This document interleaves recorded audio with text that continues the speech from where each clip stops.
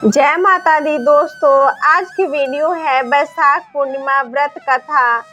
बैसाख पूर्णिमा या बुद्ध पूर्णिमा का त्यौहार सनातन धर्म के लोगों के लिए बेहद खास माना गया है। इस दिन भगवान विष्णु और भगवान गौतम बुद्ध की आराधना की जाती है।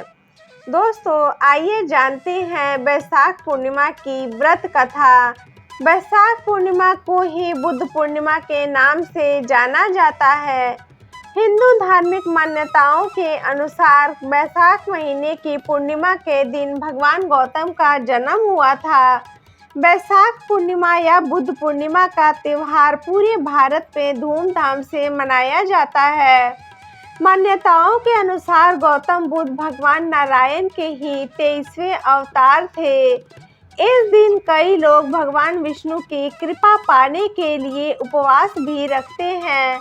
बुद्ध पूर्णिमा के दिन नदी स्नान और दान पुण्य के कार्य करने का विशेष महत्व बताया गया है। द्वापर युग में एक बार भगवान श्री कृष्ण से यशोदा माता पूछती हैं, आप संसार के पालन करता हो, मुझे कोई ऐसा उपाय बताओ जिससे मृत्यु लोक में किसी भी स्त्री को विधवा होने का डर न हो और न ही उसे निसंतानता का दुख सहना पड़े। इस पर भगवान श्री कृष्ण ने अपनी माँ से कहा, हे माते, मैं आपको एक ऐसे ही व्रत के बारे में बताता हूँ। सौभाग्य और संतान प्राप्ति के लिए हर महिला को 32 पूर्णमासी व्रत को रखना होगा। यह संतान और सौभाग्य की रक्षा के लिए बेहद फलदायी है। मैं तुम्हें विस्तार से कथा सुनाता हूँ। कार्तिक नामक एक नगर में चंद्रहास्य नाम का राजा राज्य करता था। उसी नगर में एक धनेश्वर नामक ब्राह्मण भी अपनी पत्नी सुशीला के साथ सकुशल रहता था। इनके घर में धन संपत्ति की कोई कमी नहीं थी, लेकिन ब्राह्मण का कोई संतान न था, जिसके कारण दोनों दंपति बहुत दुखी रहते। एक बार उस नगर में एक साधु आया, जो आसपास के सभी घरों से भिक्षा मांगने के बाद गंगा पर नदी स्नान के लिए चला जाता। वहां स्नान के बाद बैठकर भोजन करता और अपना जीवन यापन करता। लेकिन वह साधु धनेश्वर ब्राह्मण के घर भिक्षा मांगने कभी नहीं जाता। साधु के ऐसे बर्ताव को देखकर सुशीला और धनेश्वर बहुत दुखी हुए। फिर उस साधु से पूछे, आप सभी के घरों से भिक्षा लेते हो, लेकिन हमारे घर से नहीं, ऐसा क्यों? साधु महाराज, तब साधु ने जवाब दिया, तुम निसंतान हो। ऐसे घर से भिक्षा लेने से पतितों के अन्न के समान होता है और मैं कभी भी पाप का भागीदार नहीं बनना चाहता। बस यही कारण है कि मैं तुम्हारे घर से भिक्षा नहीं लेता हूँ।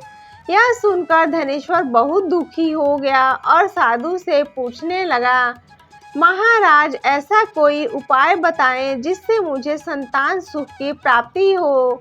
तब साधु ने ब्राह्मण दंपति को 16 दिन तक माँ चंडी की पूजा का सलाह दिया। इसके बाद धनेश्वर और उसकी पत्नी दोनों इस व्रत का पालन करने लगे।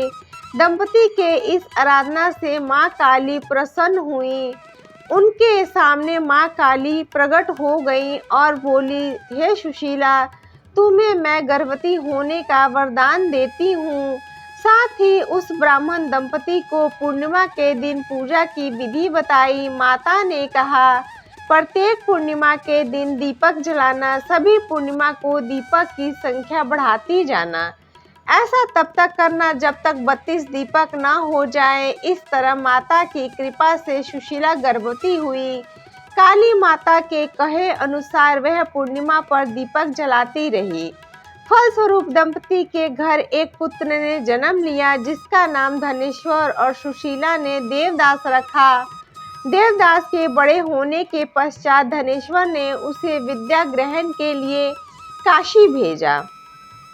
काशी में देवदास के साथ एक अजीब घटना घटी, जिसमें धोखे से देवदास का विवाह हो गया।